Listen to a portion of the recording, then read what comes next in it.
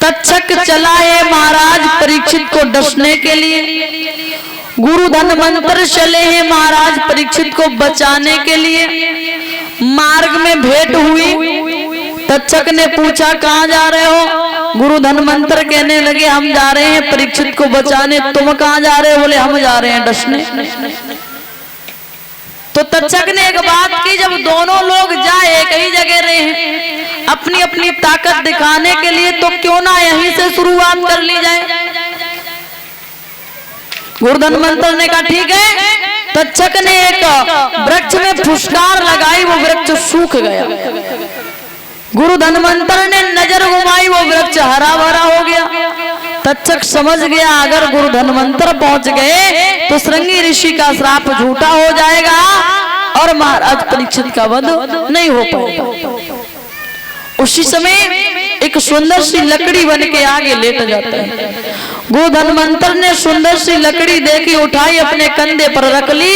तक्षक ने पीठ में डस लिया और पीठ में उनकी नजर नहीं पहुंचती थी। जहां तक गुरु धन्वंतर की नजर पहुंचती थी वहां तक जहर नहीं रहता था। पीठ पे नजर नहीं पहुंच रही है। अपने शिष्यों के पास गए, एक बात की सुनो, मुझे जमीन में दबा दो और 3 महीने तक ढाक बजाओ। चेलों ने गुरुजी को जमीन में दबाया, ढाक बजाने लगे। तक्षक ने विचार किया अरे जिस कारण मैंने इन्हें डसा और ये फिर जीवित हो जाएंगे। उसी समय फिर भेष बदल के पहुंचा, एक बात की क्या कर रहे हो? बोले गुरुजी को तक्षक ने डस लिया, जमीन में दबाए, ढाक बजा रहे। बोले निकाल के देख लो, मर गए हो तो तुम क्यों मरे जा रहे बिना मतलब। चेलों ने जैसे ही निकाल के देखा, गुरुजी ने कहा अब नहीं बचूंगा।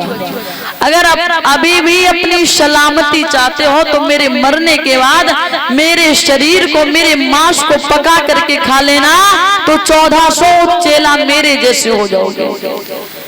अब चेलों ने वही किया, गुरुजी की आज्ञा का पालन। तक्षक ने विचार किया अभी एक धन्वंतर से परेशान थे, अब ये सब एक जैसे ही जाएंगे। भेष बदल के पहुंचा, क्या कर रहे हो? बोले गुरुजी के मांस को पका रहे हैं। क्यों? गुरुजी की आज्ञा का पालन कर रहे हैं। उन्होंने कहा था मेरे मांस को पका करके खा लेना तो सब मेरी तरह हो जाओ। बोले कैसे शिष्य हो, शर्म नहीं आती, अपने गुरु के मांस को खाओगे? अरे इन हड्डियों को गंगा जी में बहा दो। गुरुजी ने कह दिया, तुमने मान लिया। एक शिष्य ने एक सीख भर अपनी जिह्वा पर रखा, बाकी सब हड्डियां गंगा जी में बहा दी गई। कुछ डूब गई और कुछ हड्डियां बहती हुई बंगाल पहुंची। बंगाल की एक स्त्री किसी वश कारण गंगा जी पे आई। उसने उस हड्डिया को देखा और देखते ही उस मांस को पहचान लिया। हुआ क्या?